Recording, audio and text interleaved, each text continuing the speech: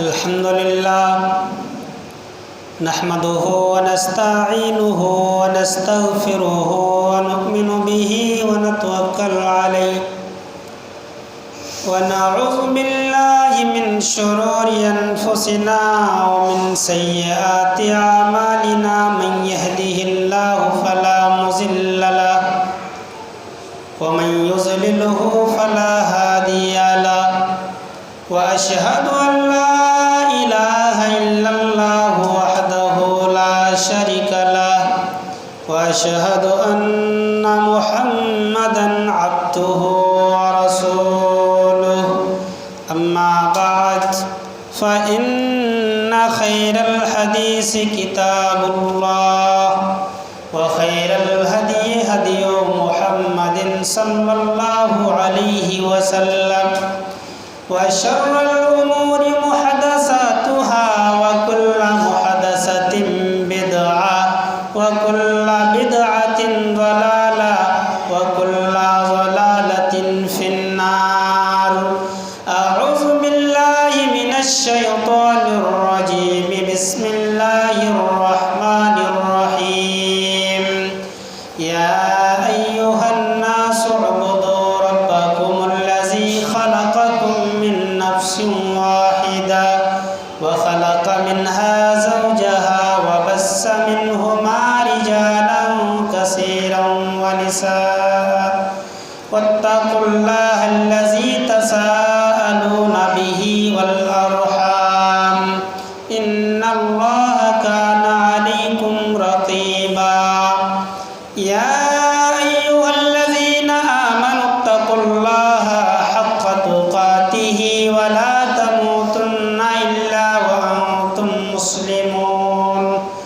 يا أيها الذين آمنوا قولوا قولا سديدا يصلح لكم أعمالكم ويغفر لكم ذنوبكم ومن يطع الله ورسوله فقد فاز فوزا عظيما. وقال النبي صلى الله عليه وسلم لا يدخل الجنة قاطع الرحم الحدیث. حاضرین جمعہ،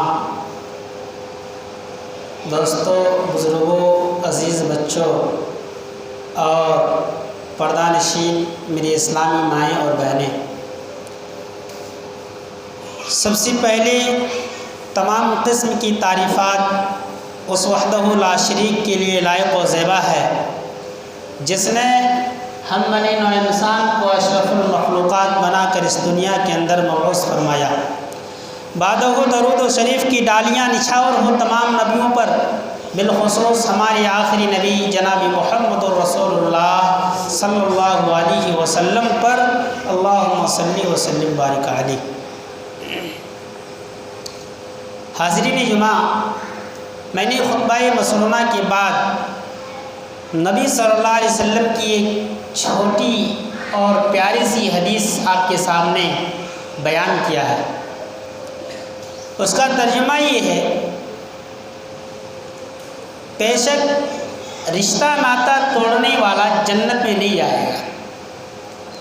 اس سے پتہ چلا کہ ہمیں اور آپ کو جو رشتہ داری ہے اس کو برقرار رکھنا چاہیے، یہ ہمارے لیے ضروری ہے. دوسری حدیث کے اندر نبی صلی اللہ علیہ وسلم نے فرمایا کہ قرب قیامت میں امیروں سے رشتہ کو جوڑا جائے گا اور غریبوں سے رشتہ کو توڑا جائے گا. مثال کے طور پر ایک آدمی ہے اور ایک سماج کا غریب انسان ہے. کہیں باہر جگہ میں اگر کوئی اس غریب شخص کے بارے میں یہ سوال کرے، پوچھے کہ فلاں شخص کو آپ پہچانتے ہیں، حالانکہ ہے اسی کے خاندان کا، اس کے نسل کا ہے، پھر بھی غریب ہونے کی وجہ سے وہ کہے گا نہیں، ایسے گاؤں گھر کا سماج کا آدمی ہے، ویسے رشتے میں کوئی نہیں لگتا ہے. اور اگر کوئی امیر آدمی ہے، دبنگ پارٹی ہے، اس کا کوئی رشتہ ناتا نہیں ہے، پھر بھی اگر اس آدمی کے تعلق سے سوال کرے کہ فلاں آدمی کو پہچانتے ہیں تو کہے گا وہ ہماری چچی کی بیٹی کے بھتیجے ہیں. نبی صلی اللہ علیہ وسلم کی پیشین گوئی موجود ہے کہ قرب قیامت میں امیروں سے رشتہ کو جوڑا جائے گا اور غریبوں سے رشتہ کو توڑا جائے گا۔ یہ رشتہ داری اور رشتہ داری کے اندر صلہ رحمی یہ حقوق العباد کے متعلق ہے میرے بھائیوں، اور حقوق العباد بہت اہمیت کی حامل مسئلہ ہے۔ آپ اس کی اہمیت اس بات سے لگائیے کہ ہم لوگ کتنے جنازے میں شرکت کرتے ہیں۔ آج تک جب سے جنازے کی نماز میں شرکت کرتے ہیں کسی امام کو یا کسی وارثین کو یہ کہتے ہوئے نہیں سنے ہوں گے کہ میرے باپ یا میرے جو مر چکے ہیں جو بھی رشتہ دار میں ہے، میرے والد یا میرے بھائی شرابی تھا، کبابی تھا، جواری تھا، بے نمازی تھا، ان کے لیے مغفرت کی دعا کر دیجیے۔ آج تک کوئی نہیں کہتا۔ کیا کہتا ہے کہ بحیثیت انسان اگر کسی کو تکلیف پہنچی ہو تو اللہ کے واسطے معاف فرمائیں گے، اور معاف کرنا بھی چاہیے، کیونکہ اللہ تبارک و تعالیٰ کی وعدہ ہے کہ اگر کوئی شخص معافی مانگتا ہے اور اس کو معاف کر دیتا ہے تو ہم اس بندے کو معاف کر دیتے ہیں۔ اور یا تو یہی کہتا ہے کہ اگر کسی قسم کا لین دین کا معاملہ ہو، قرض وغیرہ رہ گیا ہو تو میں فلاں کا بیٹا یا فلاں کا وارث دینے کے لیے تیار، یہی نہ کہتا ہے۔ اس سے بھی حقوق العباد کی اہمیت معلوم ہوتی ہے، اور آپ دنگ رہ جائیں گے۔ اگر آپ کے اندر ایمان ہے تو آپ کے رونگٹے کھڑے ہو جانا چاہیے۔ اللہ کے نبی جناب محمد رسول اللہ صلی اللہ علیہ وسلم کی لمبی حدیث ہے، اس کے اندر اللہ کے نبی صلی اللہ علیہ وسلم فرماتے ہیں، صحابہ اکرام بیٹھے ہیں، کہتے ہیں اتدرون من المفلس، اے میرے ساتھیوں کیا جانتے ہو کہ مفلس کون ہے؟ حضرت عبداللہ بن عمر رضی اللہ تعالیٰ عنہ کھڑے ہو جاتے ہیں، کہتے ہیں اللہ کے نبی ہم میں سے مفلس وہ ہے جس کے پاس روپے پیسے نہ ہوں، دینار و درہم نہ ہوں۔ نبی کائنات جناب محمد رسول اللہ صلی اللہ علیہ وسلم نے فرمایا نہیں، میری امت میں مفلس وہ نہیں ہے، میری امت میں مفلس وہ ہے جو کل قیامت کے دن حشر کے میدان میں بہت ساری نیکیاں لے کر حاضر ہوگا، نیکیوں کا پہاڑ موجود ہوگا۔ نماز کی نیکی الگ ہوگی، روزے کی نیکی الگ ہوگی، حج کیا ہے اس کی نیکی الگ ہوگی، ہر طرف اس کی نیکیاں ہی نیکیاں ہوں گی۔ لیکن حشر کیا ہوگا معلوم ہے؟ نبی کائنات صلی اللہ علیہ وسلم فرماتے ہیں کہ اللہ تبارک و تعالیٰ اس کے سارے نیکیوں کو دیکھ کر اس کو جنت لے جانے کا حکم صادر فرما دے گا۔ فرشتے اسے جنت لے جا رہا ہوگا، اتنے میں ایک لمبی لائن کھڑی ہو جائے گی، لوگوں کا جم غفیر ہوگا، کہے گا اللہ تبارک و تعالیٰ تو نے اس کے نیکیوں کو دیکھ کر جنت جانے کا آدیش جاری کر دیا ہے۔ اللہ تبارک و تعالیٰ یہ دنیا کے اندر نیکیاں ضرور کی ہیں، حقوق اللہ کا اہتمام ضرور کیا ہے، لیکن حدیث کا جملہ ہے، کہے گا شتمنی ھذا، دنیا کے اندر اس نے مجھے گالی گلوچ کیا، کمزور تھا، بدلہ نہیں لے پایا تھا۔ ہے اللہ تبارک و تعالیٰ آج فیصلے کا دن ہے، انصاف چاہیے۔ اللہ تبارک و تعالیٰ کہے گا نیکیوں کا ایک پہاڑ لے کر چلے جاؤ۔ دوسرا آدمی آئے گا، کہے گا ضربنی ھذا، اے پروردگار عالم دنیا کے اندر اس نے مجھے مارا پیٹا ہے، بدلہ نہیں لے سکا ہے مولا، ججمنٹ نہیں ملا ہے، آج فیصلے کا دن ہے، آج یوم الجزا ہے، فیصلہ چاہیے۔ اللہ تبارک و تعالیٰ کہے گا نیکیوں کا دوسرا پہاڑ لے کر چلے جاؤ۔ تیسرا شخص آئے گا اللہ کی عدالت میں، اللہ کی عدالت میں یہ مقدمہ دائر فرمائے گا، کہے گا حدیث کا ٹکڑا ہے قذفنی ھذا، اے اللہ تبارک و تعالیٰ دنیا کے اندر اس نے مجھ پر جھوٹے بہتان لگا کر جیل کی سلاخوں میں ہمیں سڑایا ہے اور ہمیں مقدمہ بازی کرنے پہ مجبور کر دیا تھا۔ مولا کریم انصاف کے لیے، ججمنٹ کے لیے ہائی کورٹ سے لے کر سپریم کورٹ تک کیس لڑا ہے۔ مولا کریم کیس میں عدالت کے لیے فیصلہ کے خاطر اپنی سارے روپے پیسے برباد کر دیے، انصاف نہیں ملا۔ مولا کریم آج فیصلے کا دن ہے، انصاف چاہیے۔ اللہ تبارک و تعالیٰ کہے گا نیکیوں کا تیسرا پہاڑ لے کر چلے جاؤ۔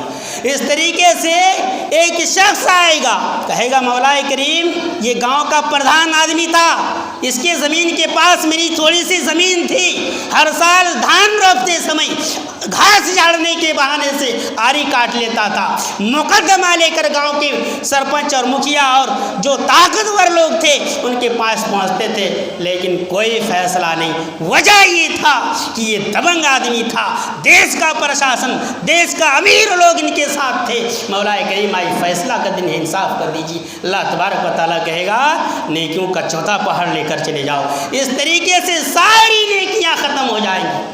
ابھی دعویدار کی فہرست باقی ہے، ابھی بھی لوگ لائن میں ہیں، اللہ تبارک و تعالیٰ کو فیصلہ کرنا ہے۔ مولا کریم فیصلہ فرمائے گا، تم لوگ اپنی نیکی، اپنی گناہوں کی پہاڑ کو اس پر لاد دو اور دفع ہو جاؤ۔ آخر میں اللہ تبارک و تعالیٰ اس آدمی کے تعلق سے یہ ججمنٹ سنائے گا اور یہ فیصلہ سنائے گا، خذوہ فغلوہ ثم الجحیم صلوہ ثم فی سلسلۃ ذرعها 70 ذراعا فاسلکوہ۔ فرشتوں انہیں پکڑو، زنجیر میں جکڑو اور جہنم میں جھونک دو انہیں۔ اللہ تبارک و تعالیٰ کا حکم، اللہ تبارک و تعالیٰ کا آدیش، فرشتے پالن کریں گے اور اسے ایک منہ کے بل گھسیٹ کر جہنم رسید کر دیا جائے گا۔ آپ نے سنا کتنا اللہ والا تھا، حقوق اللہ کا کتنا بڑا پابند تھا، نیکیوں کے پہاڑ لے کر میدان محشر میں آئے تھے، لیکن حشر کیا ہوا؟ منہ کے بل گھسیٹ کر جہنم میں ڈال دیا گیا۔ کیوں؟ صرف اور صرف حقوق العباد میں کوتاہی کرنے کی وجہ سے۔ میرے بھائیوں، حقوق العباد اتنا آسان معاملہ نہیں ہے۔ اگر آپ ایک باپ ہیں، اللہ تبارک و تعالیٰ نے آپ کو اولاد سے نوازا ہے، 5 بیٹا بیٹی دیا ہے، ایک باپ ہونے کے ناطے ہم پر اور آپ پر ضروری ہے کہ 5 کے اوپر انصاف کا برتاؤ کریں، 5 کے ساتھ یکساں سلوک کریں۔ آج ذرا اپنے ماحول کو دیکھیے، گھرانے کا جائزہ لیجئے، لوگ یہ ڈھول ضرور پیٹتے ہیں کہ ہمارے گھر میں امن و شانتی نہیں ہے، ہمارے گھر میں سکون چین کی نام کی کوئی چیز نہیں ہے۔ وجہ کیا ہے؟ وجہ یہ ہے کہ ہم نے حقوق العباد کا پاس و لحاظ نہیں رکھا ہے۔ اگر ایک آدمی کے 5 بیٹے ہیں، 3 کماتا ہے، 2 نکما ہے، بے روزگار ہے، ایک باپ کے لیے ضروری ہے کہ 5 کے ساتھ انصاف کا برتاؤ کرے۔ 2 بیٹا الگ الگ سنستھا میں پڑھ رہا ہے، تعلیم حاصل کر رہا ہے، ایک مدرسے میں ہے، ایک یونیورسٹی میں ہے، ایک باپ ہونے کے تقاضے اور ایک مومن ہونے کی علامت یہ ہے کہ دونوں کے ساتھ برابر کا رویہ کیا جائے، جتنا خرچ اس کو دیا جائے اتنا خرچ اس مدرسے میں پڑھنے والے، قرآن اور حدیث کے دین علم کو سیکھنے والے پر بھی خرچ کیا جائے۔ اگر آپ نے ایک بیٹی کی شادی آج سے 10 سال پہلے 10,000 کی لاگت میں کیے ہیں اور اس سمے میں جو بیٹی کو سامان دیے ہیں، چوکی یا کھٹیا، آج اگر اپنی چھوٹی بیٹی کی شادی کسی پراپرٹی والے لڑکے سے 10 لاکھ کی لاگت میں کرتے ہیں، میرے بھائیوں، باپ کا تقاضا ہے کہ اس کے گھر میں بھی 10 لاکھ کا سامان بھجوائے، انصاف کا طریقہ اپنائیں، نہیں تو کل قیامت کے دن اللہ تبارک و تعالیٰ کے دربار میں حاضر دینے کے لیے تیار ہو جائیں۔ آپ کو انصاف دینا ہے، آپ کو اس کا جواب دینا ہے۔ اگر کوئی آدمی اپنے بیٹیوں کو دھوکے دے کر، اپنے بیٹیوں کو سمجھا بجھا کر، اللہ تبارک و تعالیٰ نے انہیں جو حق دیا ہے، اللہ تبارک و تعالیٰ نے اپنی قانون کے اندر جو حق اس کی خاطر لکھا ہے، وہ ورثہ کا حق ہے۔ آپ جو زمین چھوڑ کر جائیں گے، جو بینک بیلنس چھوڑ کر جائیں گے، اس میں جو حصہ اللہ تبارک و تعالیٰ نے بیٹیوں کے نام سے لکھ دیا ہے، اگر کوئی آدمی، کوئی غدار، کوئی اللہ کے قانون سے ٹکرانے والا، کوئی اللہ کے قانون کو توڑنے والا اپنے بیٹیوں کو بہلا پھسلا کر اپنی پراپرٹی کو بیٹے کے نام لکھ دیتا ہے، اپنی بینک بیلنس کا مالک بیٹے کو قرار دیتا ہے، میرے بھائیوں، اس بات کو آپ لکھ لیجئے اور دل میں یہ عزم کر لیجئے، آپ کبھی بھی جنت میں نہیں جا سکتے ہیں، کیونکہ آپ نے اللہ کے قانون کو ٹھکرایا ہے، آپ نے قرآن کی سنویدھان کو توڑنے کی کوشش کی ہے، آپ نے اللہ کے چیلنج کو ایکسپٹ کیا ہے۔ جو زمانہ جاہلیت میں ہوا کرتا تھا، زمانہ جاہلیت میں جہیز کا رسم اسی لیے تھا کہ جو لوگ اپنی بیٹیوں کو اپنے ترکہ میں حصہ نہیں دیتے تھے، جو زندگی بھر کماتے تھے، جو پراپرٹی اپنے بینک میں جمع کرتے تھے، بیٹیوں کو محروم کر دیتے تھے اور بیٹیوں کو یہ کہہ دیتے تھے کہ میری پیاری بیٹی، آپ کے شادی بیاہ میں تمہارے بھائی نے بہت مشکلات کا سامنا کیا، بہت روپے پیسے خرچ کر کے تمہاری شادی بیاہ کرائے گا، اس لیے جو زمین ہے یا جو بنگلہ ہے، یہ جو بینک بیلنس ہے، اس پر لالچ نہ کرو، تمہارے بھائیوں کو رہنے دو۔ وہ بیٹی، وہ معصوم اور کلی اور مجبور، وہ بے بس بیٹی باپ کی باتوں کے دباؤ میں آ کر اپنے بھائیوں کے لیے معاف کر دیتا ہے۔ میرے بھائیوں یاد رکھیے، یہ معافی نہیں ہے، یہ معافی نہیں ہے۔ اسلام نے جو اسے حصہ دیا ہے اس کو آپ کو ادا کرنا ہوگا، اور انصاف کا تقاضا یہ ہے، ایک مومن کی پہچان یہ ہے کہ وہ دونوں کے ساتھ، بیٹا اور بیٹی دونوں آپ کی اولاد ہے، دونوں کے ساتھ برابری کا انصاف کرنا ہوگا۔ کچھ لوگ خوش ہوتے ہیں جب اپنی پراپرٹی، اپنی زمین جائیداد بیٹوں کے نام پہ کر دیتے ہیں اور کہتے پھرتے ہیں، بڑے فخر سے کہتے ہیں، کئی آدمی کو میں نے دیکھا ہے کہ ہم نے اپنی زمین کی حفاظت کر لی، اپنے بیٹوں کے نام لکھ دیے ہیں، نہیں تو بیہات ہو جاتا، بیٹی لے کر دوسری کے ہاتھ میں بیچ دیتا۔ اللہ، آپ مسلمان، 5 وقت کے آپ پابند اور تہجد گزار، آپ کا یہ نظریہ اللہ کے قانون کو توڑ کر ہم اور آپ خوش ہو رہے ہیں اور جنت کی امید رکھتے ہیں۔ جنت اتنا آسان نہیں ہے میرے بھائیوں، حقوق اللہ میں کوتاہی ہو جائے چلے گا، 2 وقت کی نماز چھوٹ جائے، اللہ کا حق ہے، چاہے تو معاف کر سکتا ہے، چاہے تو سزا دینے کے بعد آپ کو جنت میں داخل ہونے کا ٹکٹ دے سکتا ہے، لیکن حقوق العباد میں کوتاہی ہو جائے، کوئی آپ سے پریشان ہو جائے، آپ کے ایک بیٹا یا ایک بیٹی آپ سے ناراض ہو جائیں، آپ قبر کی گہرائی میں چلے جائیں، یاد رکھیں اللہ تبارک و تعالیٰ معاف کرنے والا نہیں ہے۔ آج حقوق العباد کتنا اہم مسئلہ ہے۔ انسان اگر حقوق العباد کا پاس و لحاظ رکھنے لگے تو پورا سماج، گھر، خاندان امن و سکون کے ساتھ زندگی گزار سکتا ہے۔ آئیے تھوڑی سی جھلک دکھلاتے ہیں ہم آپ کو کہ ہم حقوق العباد میں کہاں کہاں کوتاہی کرتے ہیں، جس کی وجہ سے ہم پریشان ہیں، ہمارا گھر جہنم بنا ہوا ہے۔ کچھ لوگوں کی عادت ہوتی ہے کہ اولاد گود لینے میں بے انصافی کا رویہ اختیار کرتے ہیں۔ کچھ لوگ بیٹے کی اولاد جو پوتا پوتی ہے ان کو خوب گود کھلاتے ہیں کیونکہ وہ اپنا سنتان ہے، اپنے بیٹے کی اولاد ہے، لیکن نتنی اور نواسی کو نہیں لیتے ہیں، کیوں؟ دوسری کی اولاد۔ آپ بے انصافی کر رہے ہیں۔ کچھ لوگ جو بیٹا خوب کماتا ہے، باپ کو اپنا سارا انکم دے دیتا ہے، ان کی اولاد کو لے کر ڈیلی چوک چوراہے بازار میں گھومتا ہے، لیکن جو نکما ہے، بے روزگار ہے، رزق نہیں کما سکتا ہے، بیچارے بے بس ہیں، ان کی اولاد سے کوئی سروکار نہیں۔ میرے بھائیوں، ایمان کا تقاضا نہیں ہے، آپ کو دلیل ابھی پیش کریں گے۔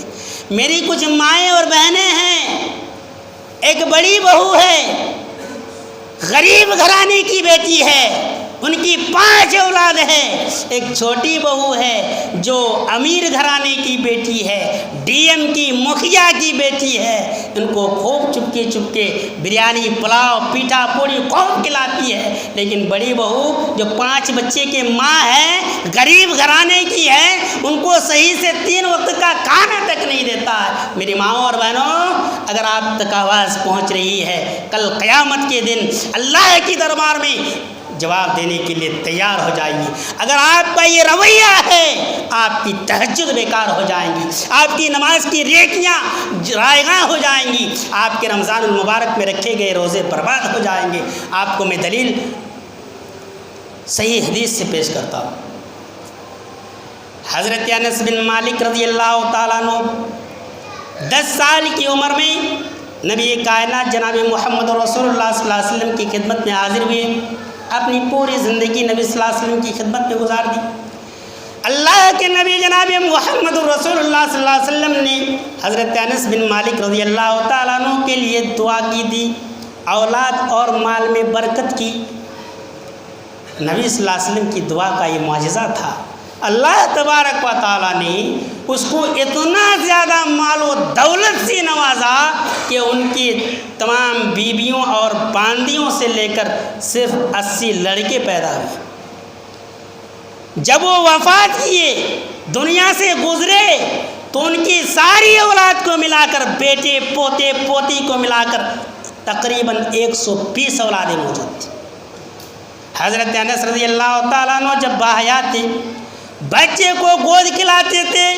نبی صلی اللہ علیہ وسلم کے دربار میں روزانہ بچے کو گود کھلانے میں بدل بدل کر لاتے تھے۔ اللہ کے نبی صلی اللہ علیہ وسلم حضرت انس بن مالک سے سوال کیا، اے انس تمہارے پاس بچے کتنے ہیں؟ تم روز ایک نیا بچہ لاتے ہو۔ سنیے حضرت انس رضی اللہ تعالیٰ عنہ کا جواب، کہتے ہیں اے نبی کائنات جناب محمد رسول اللہ صلی اللہ علیہ وسلم، ہم کو اللہ تبارک و تعالیٰ نے بے شمار اولاد سے نوازا ہے، ہم اس لیے روز بدل بدل کر بچے کو گود لیتے ہیں، روزانہ بدل بدل کے اس لیے بچے کو لاتے ہیں کہ کل قیامت کے دن اللہ تبارک و تعالی ہم سے یہ سوال نہ کر دے، یہ پوچھ نہ لے کہ اے انس تم نے ایک بچے کو تو گود خوب کھلایا ہے لیکن دوسرے بچے کو کبھی ہاتھ تک لگایا نہیں۔ میں اللہ کے دربار میں جواب کے ڈر سے بچوں کو گود کھلانے میں بھی برابری کا حساب۔ یہی حضرت انس رضی اللہ تعالیٰ عنہ کا واقعہ بہت مشہور ہے۔ حضرت انس ایک مرتبہ اپنے چھوٹے چھوٹے بچوں کو لے کر مدینہ کے بازار میں جاتے ہیں تاکہ ان کو کچھ دلائیں۔ آج کے زمانے میں کہہ لیجیے آئس کریم یا لالی پاپ۔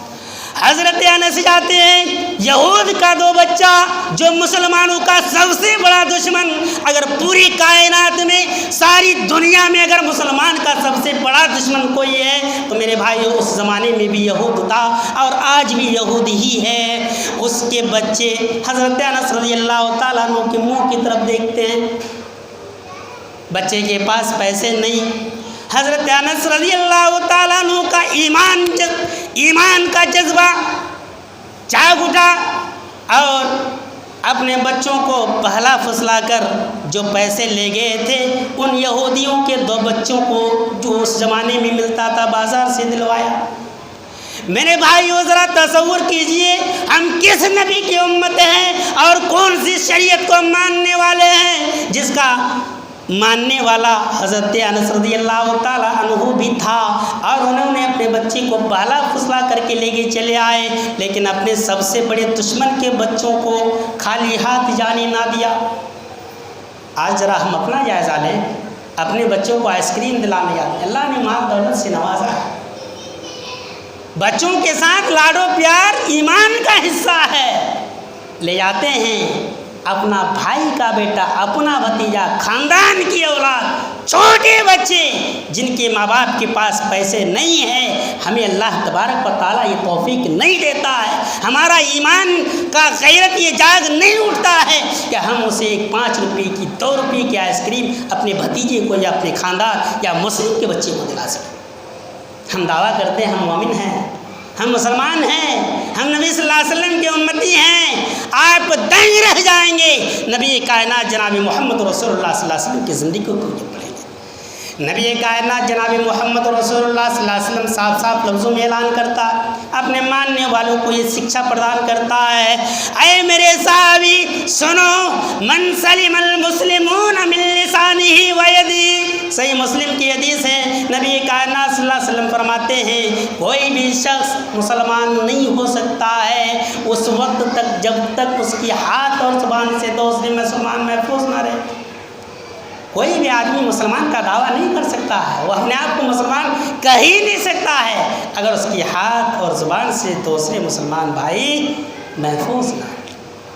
اس حدیث کو آپ ذہن میں رکھیں اور دوسری طرف اپنی زندگی کا جائزہ لیجیے اور یہ فیصلہ خود کیجیے، ہم کہیں گے تو زیادتی ہوگی، کیا آپ کے اخلاق سے، آپ کے کردار سے، آپ کی جو کام ہے اس کام سے آپ کے پڑوسی خوش ہیں؟ آپ نے اپنی پڑوسیوں کا حق کس حد تک ادا کیا؟ پڑوسی تو چھوڑیے، یہاں گھر کی بات اگر ہوتی ہے، ایک اولاد، ایک بیٹے اپنے باپ سے خوش نہیں ہے، ایک بیٹی اپنے ماں باپ سے خوش نہیں ہے، وجہ یہ ہے کہ ہم نے حقوق العباد کا پاس و لحاظ نہیں رکھا، ہم نے حقوق العباد کی پاسداری نہیں کی۔ میرے بھائیوں، ہم اس نبی کی امتی ہیں جس نبی کا یہ درس ہے، یہ تعلیم ہے کہ اگر تمہارے پڑوسی کے گھر میں کھانے کے لیے سبزی نہ ہو اور تمہارے پاس سبزی ہو لیکن کم ہو، اس میں پانی کی ماترا کو زیادہ بڑھا دو اور شوربا بنا کر، سبزی نہ تھی شوربا ہی کو اپنے پڑوسی تک پہنچاؤ تاکہ وہ بھی رات کا ایک روٹی کھا کر کے چین کی نیند سو سکے۔ آج ہم اور آپ خدا شدہ حال ہیں، بیوی بال بچوں کے ساتھ خوب مستی کر رہے ہیں، لیکن ہمیں اپنے پڑوسیوں کا لحاظ، ہمیں اپنے پڑوسیوں کا خیال ہے، ہمیں اپنے بھائیوں کا خیال نہیں۔ میرے بھائیوں، یہ حقوق العباد کا مسئلہ اتنا آسان نہیں ہے، یہ حقوق العباد کا مسئلہ اتنا سنگین ہے کہ انسان اگر اس کی ادائیگی نہیں کرتا ہے، انسان اگر حقوق العباد میں کوتاہی کرتا ہے اور اپنے رشتہ داروں کے حقوق کو ادا نہیں کرتا ہے، اپنے اللہ تبارک و تعالیٰ نے ان کے ذمے جو رشتہ داری قائم کیا ہے اور جن کا ذمہ دار بنایا ہے، اگر وہ اپنی ذمہ داری کو پورا نہیں کرتا ہے، ان کے پاس میں ان کے پڑوسی اگر بھوکے سوتا ہے، ان کے ارد گرد اگر کوئی مسلمان بھوکا پیاسا مرتا ہے، کل قیامت کے دن اللہ تبارک و تعالیٰ ان سے پوچھے گا، اس بندے کو بھی اللہ تبارک و تعالیٰ حاضر کرے گا جو دنیا میں اپنے دم اور اپنی طاقت کے بلبوتے پہ دوسروں کے اوپر ظلم ڈھاتا ہے، دوسری کے اوپر ظلم کرتا ہے، اس شخص کو بھی اللہ تبارک و تعالیٰ پوچھے گا۔ اور ایسا نہیں ہے کہ اللہ تبارک و تعالیٰ بھیڑ میں پوچھے گا، نہیں، اللہ تبارک و تعالیٰ ایک ایک کر کے سوال و جواب کرے گا، اور ہم سب کو اللہ رب العالمین کے سامنے نہ کوئی وکیل، نہ کوئی گواہ، نہ کوئی پیشگر، اپنا سوال کا جواب خود دینا ہے۔ ہم جھوٹ بولنے کی کوشش کریں گے، قرآن کی آیت ہے، اللہ تبارک و تعالیٰ منہ میں مہر لگا دے گا، آپ کے ہاتھ گواہی دیں گے، آپ کے پیر آپ کے خلاف گواہی دیں گے، آپ کے جسم آپ کے خلاف گواہی دے گا، اور اللہ تبارک و تعالیٰ اس دن دودھ کی دودھ، پانی کا پانی فیصلہ کرے گا۔ اس لیے ساودھان ہو جائیں وہ لوگ جو دوسروں کے اوپر ظلم ڈھاتے ہیں، جو غریب کی خون چوسنے میں لگے ہیں، جو دنیا کے اندر نیتاگیری کر کے اور اپنی آپ کو بڑا سمجھ کر ایک غریب کی زندگی کو دوبھر کر دیا ہے۔ میرے بھائیوں، تیار ہو جاؤ کہ ہمیں اللہ رب العالمین کے آگے کھڑا ہونا ہے، ہمیں اللہ کے سامنے جواب دینا ہے اگر ہم کسی پر ناجائز ناحق ظلم کرتے ہیں اور زندگی میں انہیں مجبور کرتے ہیں تاکہ بار بار ہمارے پاس آئے اور ہمارے پیٹ کا دکان چلے۔ یقین مانیے کل قیامت کے دن آپ کے ایک قدم ٹچ سے مس نہیں ہونے دیا جائے گا جب تک اللہ تبارک و تعالیٰ کے دربار میں آپ اس کا جواب نہ دے دیں۔ میرے بھائیوں، اللہ کی حق میں کوتاہی ہو جائے، سستی ہو جائے، معافی تلافی ممکن ہے، ایک وقت کا سنت چھوٹ جائے چلے گا، لیکن ماں باپ کو خوش رکھنا، اولاد کے ساتھ انصاف کرنا، پڑوسی کا لحاظ کرنا، رشتہ داری کے حقوق کو ادا کرنا، بیویوں کے ساتھ اچھا سلوک کرنا، بچوں کے ساتھ انصاف کا تقاضا اختیار کرنا، اسی طریقے سے جو بوڑھے، ضعیف، کمزور، عمر میں بڑے ہیں ان کی تعظیم کرنا ہم پر واجب ہے۔ اگر ہم مسلمان ہیں، نبی صلی اللہ علیہ وسلم کے امتی ہیں، کسی کے لیے یہ جائز نہیں ہے کہ کسی کانا کو کانا کہہ کر بلائے، کسی لنگڑا کو لنگڑا کہہ کر بلانا، یہ حقوق العباد کی توہین ہے۔ کسی بہرے کو بہرا کر کے بلانا یہ حقوق العباد کا مسئلہ ہے۔ کسی گونگا کو برے نیت سے دیکھنا یہ حقوق العباد کا مسئلہ ہے۔ کسی ناٹے آدمی کو ناٹے اور نہ جانے کیا کیا القاب سے پکارنا یہ حقوق العباد کی توہین ہے۔ اللہ رب العالمین کے سامنے ہمیں اور آپ کو جواب دینا ہے، اس لیے اپنی زبان کو، اپنی عقل کو، اپنی طاقت کو بہت سوچ سمجھ کر استعمال کریں۔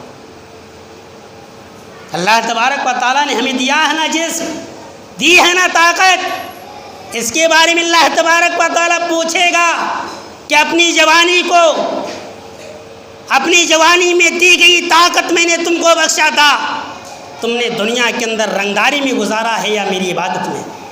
غریبوں پر ظلم کرنے میں گزاری ہے یا اللہ رب العالمین کے حقوق کو بجا لانے میں، شریعت کے احکام کو عام کرنے میں استعمال کیا ہے یا کسی لاچار و بے بس کی زندگی کو دوبر کرنے میں؟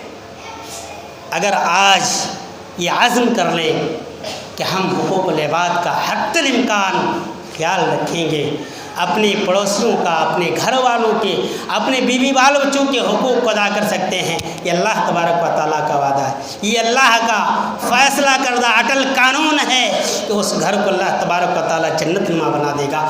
آج بھی اگر ہم اسلام کے پابند ہو جائیں، نبی صلی اللہ علیہ وسلم نے جس ڈگر پر ہمیں چلایا ہے اس کو زندگی میں نافذ کر لیں، میرے بھائیوں، ہم امن و سکون کے ساتھ زندگی گزار سکتے ہیں۔ آخر میں میری آپ لوگوں سے یہ درخواست ہے کہ خود جیو، دوسروں کو جینے دو، غریبوں کو جینے دو، ان کو بھی جینے کا حق اللہ تبارک و تعالیٰ نے دیا ہے، ان پر مت ڈھاؤ ظلم و ستم کے پہاڑ، اپنی بال بچوں کے ساتھ انصاف کا رویہ اختیار کیجیے اور وہ شریعت بھول جائیے۔ کچھ لوگ کہیں گے کہ حضرت یعقوب علیہ السلام کے 11 بیٹے تھے، سب سے زیادہ محبت بنیامین اور یوسف سے تھا۔ میرے بھائیوں، وہ یوسف کی شریعت تھی جو منسوخ کر دی گئی ہے۔ نبی کائنات جناب محمد رسول اللہ صلی اللہ علیہ وسلم کی شریعت یہ ہے کہ دونوں کے ساتھ فطری محبت بھی برابر کا ہونا چاہیے۔ یہ نہیں چلے گا کہ کسی رویہ تو اختیار کرتے ہیں لیکن دلی محبت اس سے زیادہ ہے، کیوں ہوگا؟ دونوں آپ کی اولاد ہے، دونوں کے ساتھ برابری کا انصاف کرنا ہوگا۔ اللہ رب العالمین سے دعا ہے کہ اللہ تبارک و تعالیٰ ہمیں اور آپ کو کہی گئی صحیح باتوں پر عمل کرنے کی توفیق دے۔ اللہ تبارک و تعالیٰ ہمارے اندر جو کمیاں، خامیاں اور جو کوتاہیاں ہو گئی ہیں مولا کریم تو اسے درگزر فرما۔ مولا کریم ہماری نیکیوں کو قبول فرما، ہم سے جو گناہ سرزد ہو گیا ہے مولا کریم تو اسے بخش دے۔ مولا کریم جو دشمنوں کے نرگے میں مسلمان جی رہے ہیں تو ان کی حفاظت فرما۔ مولا کریم ہمارے مسلمانوں کے اندر وہ طاقت نہیں ہے مولا کہ تیرے دشمنوں سے نمٹ سکے، مولا کریم تو اپنے دشمن سے خود نمٹ جا مولا۔ مولا کریم تو اسلام کو دن دوگنی رات چوگنی ترقی عطا فرما۔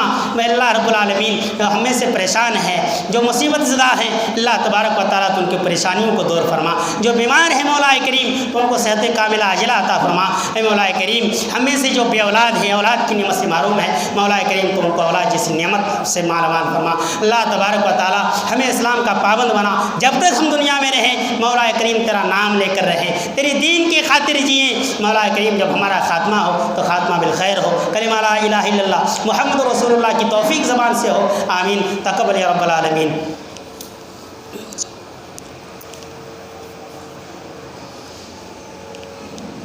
الحمد للہ وکفى وسلام علی عباده الذین اصطفى، اما بعد۔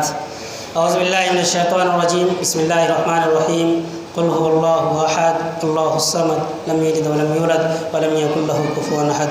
اللہم صلی علی محمد وعلی آل محمد کما صلیت علی ابراہیم وعلی آل ابراہیم انک حمید مجید۔ اللہم بارک علی محمد وعلی آل محمد کما بارکت علی ابراہیم وعلی آل ابراہیم انک حمید مجید۔ عباد اللہ رحمکم اللہ، ان اللہ یأمرکم بالعدل والإحسان وإیتاء ذی القربى وینہی عن الفحشاء والمنکر والبغی یعظکم لعلکم تذکرون۔ السلام علیکم۔